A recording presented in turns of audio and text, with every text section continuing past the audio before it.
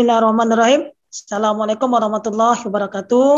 Kembali lagi dun sana sadonyo di podcast si Ajo, edukatif, inspiratif, informatif, podcastnya Rang Piaman bersama Ajo Fajri. Ya. Ba Bajo, Nis Ajo. Alhamdulillah, Hajo Fauzan. Alhamdulillah. Di mana Jo gini kok? Kini sedang di Sabah, Malaysia. Oh, luar biasa, Masya Allah. Iko Majo, itu akan bercerita-cerita Bekojo tentang sesuatu hal yang bersifat edukatif Jo, inspiratif dan informatif. Ajo kini di Sabah, Malaysia Jo. Di situ Jo sebagai tenaga pengajar Jo. Iya.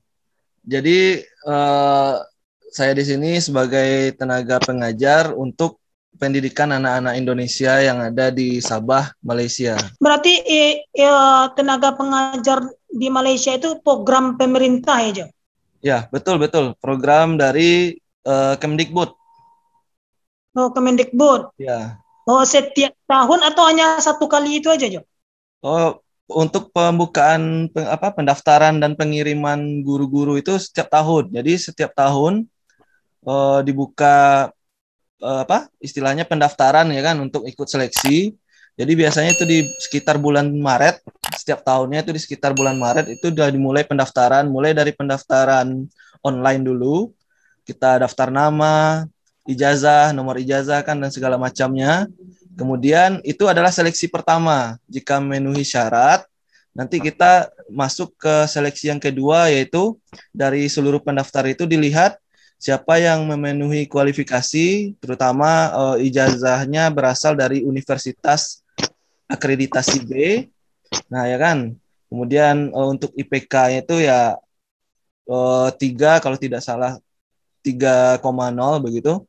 Nah jika memenuhi persyaratan, maka pasti insya Allah akan lolos ke tahap kedua. Nah, di tahap kedua itu masuk nanti ada tes, kita tes inilah, tes PNS. Ada nanti tes tulis ya kan, ada wawancara juga, ada tes micro teaching pastinya karena kita guru kan, pasti ada tes micro teachingnya juga. Sudah berapa tahun aja di Sabah Malaysia ini Jo? Sudah hampir Oktober nanti tahun ketiga, Oktober. Tahun ketiga, berarti udah banyak juga pengalamannya Jo di sana ya Jo ya?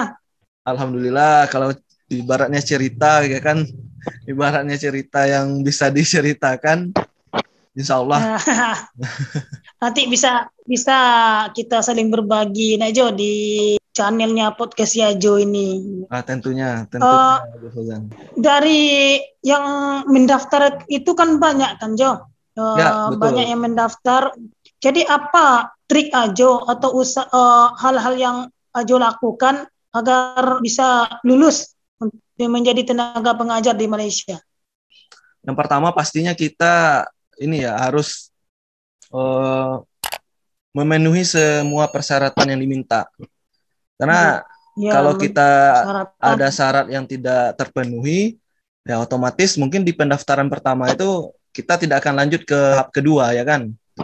Nah, jadi kalau mungkin saya bisa rinci yang secara garis besar, itu yang paling penting adalah pertama kita dari universitas yang terakreditasi B, baik itu negeri ataupun swasta. Boleh negeri, boleh swasta, yang penting akreditasi jurusan dan universitas kita itu kalau bisa B, minimal ya B. Kemudian umur mungkin umur itu tidak lebih dari 35, IPK itu minimal 3. Ya, minimal IPK-nya 3. Kemudian ya karena kita guru, sebaiknya itu harus ada dimulai dari sekarang sertifikat pendidik. Sertifikat pendidik. Iya, betul.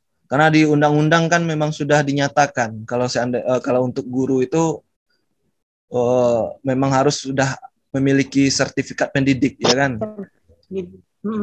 Ya, kita bisa lihat sendirilah bagaimana sertifikat pendidik itu ibaratnya apa ya?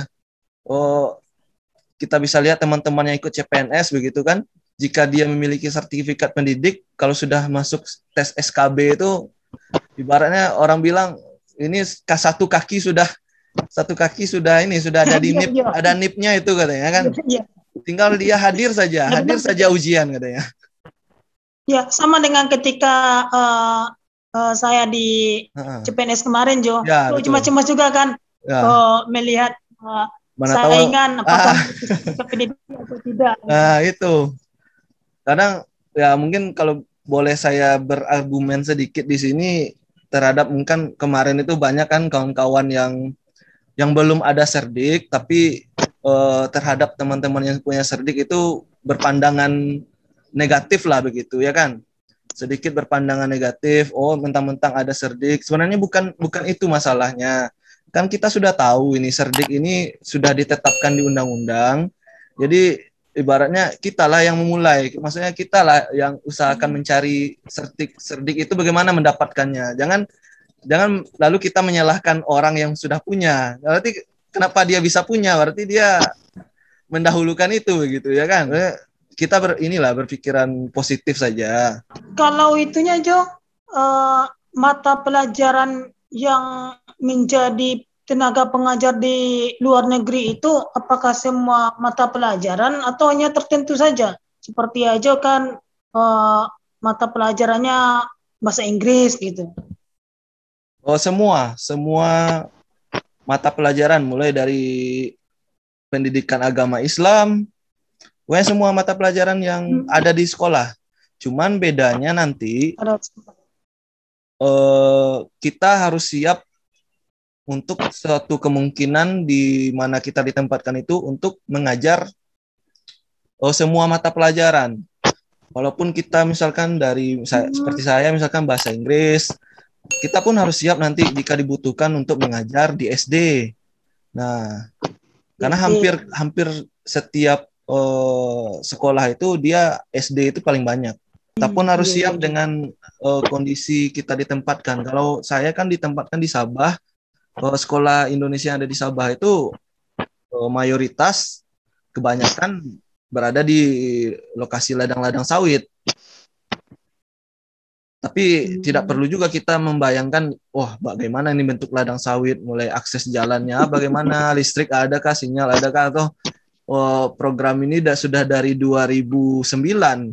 Artinya sudah ini kan, maksudnya orang sudah bolak-balik mungkin ikut, berarti bisa hidup kan, maksudnya kan masih bisa hidup kita di situ gitu. Kalau sekolahnya berarti SD, SMP ya, Jo ya? SD dan SMP. Ditempatkan di luar negeri itu. Jadi yang siswanya itu berarti siswa warga Indonesia ya, Jo? Ya, atau betul. warga Indonesia aja ya? Warga Indonesia. Jadi kebanyakan itu kadang saya tanya-tanya dengan warga Indonesia yang mungkin sudah tua di situ. Ada yang sudah masuk Malaysia itu sekitar tahun 60, tahun 70. Jadi ibaratnya mungkin dia sudah punya 2 atau 3 generasi selanjutnya yang hidup di Malaysia. Nah, karena salah satu alasan itulah makanya ada sekolah Indonesia di sini. Karena anak-anak Indonesia itu kan tidak bisa untuk ikut di sekolah kerajaan Malaysia. Kalau seandainya tidak didatangkan tenaga pengajar dari Indonesia, tentu mereka juga akan tidak mendapatkan pendidikan ya, Jo ya. Betul sekali. Karena alasan itulah adanya dibuka pengiriman guru-guru ke Sabah, Malaysia ini. Nah, kasihan mereka buta huruf, tidak tahu berarti tulis ya kan. Berarti udah ada yang tamat, Jo, dari program dari pemerintah ini. Apakah udah ada yang tamat, siswa itu diajarnya, terus kalau udah tamat mau kemana dia, Jo? Nah, tadi kan saya cerita ada tingkat SD dan tingkat SMP. Nah, ketika mereka selesai SMP. Ya, ketika mereka selesai di tingkat SMP di kelas 9, mereka diberikan pilihan boleh melanjutkan sekolah dengan beasiswa ke Indonesia, SMA-nya. Nah, itu programnya sudah berjalan sekitar dari tahun 5 tahunan terakhir lah. Dari 5 tahun terakhir itu programnya sudah jalan. Bahkan sudah ada anak-anak itu yang kuliah. Itu setiap tahun itu dikirim pulang ke Indonesia untuk ikut SMA. Jadi perhatian pemerintah benar-benar besar di sini. Dan itu lagi tantangan guru-guru. Tantangan guru-guru di sini bagaimana ini meyakinkan orang tua dan meyakinkan si anak untuk mau pulang ke Indonesia. Jadi dalam tanda kutip itu mereka merantau di negara sendiri. Ya, tanah kelahirannya itu di sini. Nah, mereka merantau pulang ke Indonesia. Harusnya mereka pulang, tapi ibaratnya mereka merantau ke Indonesia. Kalau di sana, Jo, ketika kita menjadi tenaga pengajar di sana, jarak sekolah-sekolah itu bagaimana, Jo? Apakah jauh atau bagaimana dari tempat tinggal kita ya, Jo? Kalau dari tempat tinggal itu tergantung kita mau tinggal di mana. Maksudnya kadang kita ketika sampai di sini baru kita lihat kan situasinya begini, lalu kita bisa memutuskan tinggal di mana. Kalau kebanyakan itu memang tinggalnya dekat sekolah. Karena ladang-ladang itu menyediakan rumah. Nah, setiap ladang itu menyediakan rumah untuk guru Indonesia yang dikirim dari Jakarta ya, yang dikirim oleh Kemendikbud. Namun ada juga guru itu mungkin ya memilih, ya itu kan balik ke personal masing-masing, pilihan masing-masing.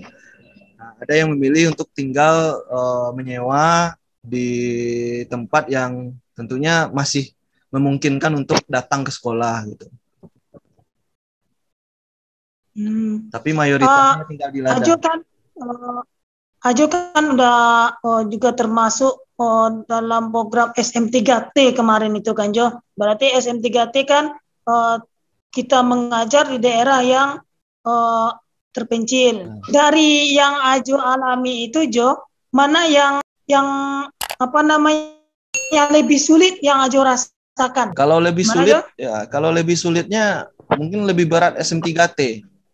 Lebih berat SM3T. Lebih berat Ajo Fauzan. Ya betul.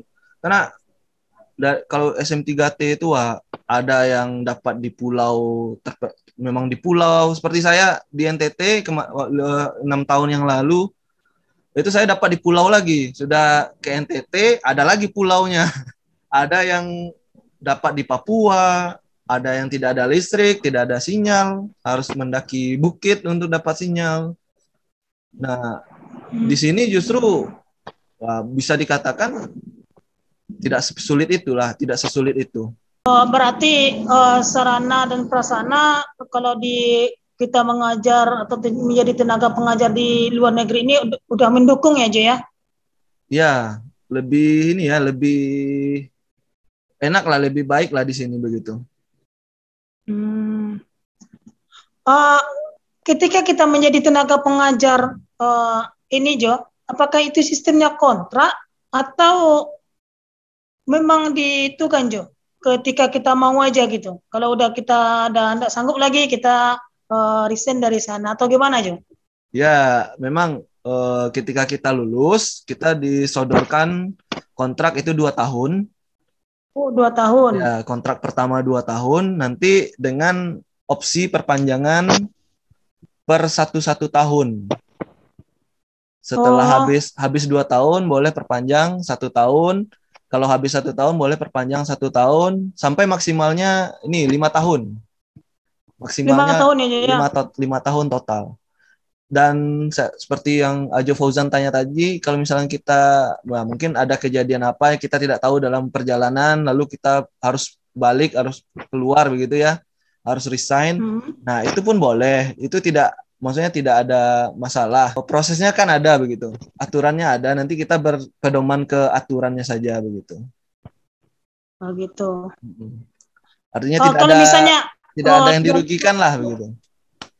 Oh gitu. Kalau misalnya udah lulus nih, Jo, sebagai tenaga pengajar di sana, ternyata buka CPNS, nah, ikut dia CPNS. Wah, dia resign dari sana. Wah, ini pertanyaan yang ini sekali ya, Jo Fauzan. Kalau boleh ini ya, kalau boleh saya cerita ya. Tahun 2018, tahun 2018 itu dan yang tahun kemarin 2 kali saya lewatkan tes PNS. Oh, 2 kali. Maksudnya bukan apa ya? Bukan ini kan balik lagi ke kita, balik ke pilihan kita, balik dari ke penilaian kita melihat antara PNS dengan di sini ya kita maksudnya bukan dari ini ya, dari apa yang kita dapatkan, tapi ada sesuatu yang beda begitu, yang kita bisa dapatkan menjadi guru di luar negeri. Kita bukan dari segi materi ya, bukan dari segi materinya, namun ada hal-hal lain lah yang pastinya itu sangat baik untuk kita ke depan. Kalau memang kita mau jadi guru, mau memfokuskan diri untuk menjadi seorang guru begitu. Jadi tanggung jawab moral kita lebih besar di sana ya Jo. Soalnya kita memang sangat ditunggu kehadiran kita di sana gitu nah Jo. Sangat ditunggu sekali ya Jo Fauzan. Anak-anak Indonesia itu tiap tahun selalu bertanya tuh ke guru yang ada. Pak, Bu, adakah guru baru nanti tahun depan? Siapa guru baru ini ya? Jadi mereka itu wah, senang sekali, Pak, Bu, boleh minta guru ini. Nah, karena kan seperti saya bilang tadi, kita mengajar semua. Otomatis pasti ada pelajaran yang tidak di bidang kita yang tidak optimal kita berikan. Nah, jadi mereka kadang minta guru matematika, mungkin kita kurang dalam matematika gitu kan. Nah, walaupun kita sudah berusaha menjelaskan bagaimanapun, tetap ini pasti mereka tanya kalau bisa ada guru matematika. Karena yang mendidik itu kan kita sebagai guru itu merupakan itu panggilan jiwa aja, panggilan jiwa. Nah, gimana kita mencerdaskan kehidupan bangsa, bagaimana kita mentransfer nilai-nilai kepada peserta didik tersebut. Gitu. Betul. Itu memang tanggung jawab moral seorang guru atau tenaga pengajar. Mungkin yang terakhir Jo, pertanyaan terakhir, apa pesan Ajo lah, diminta pesan Ajo kepada seluruh tenaga pengajar mungkin Jo atau guru, karena kan Ajo kita ketahui udah di berbagai tempat udah mengajar. Apa pesan Ajo kepada tenaga pendidik atau guru gitu Jo?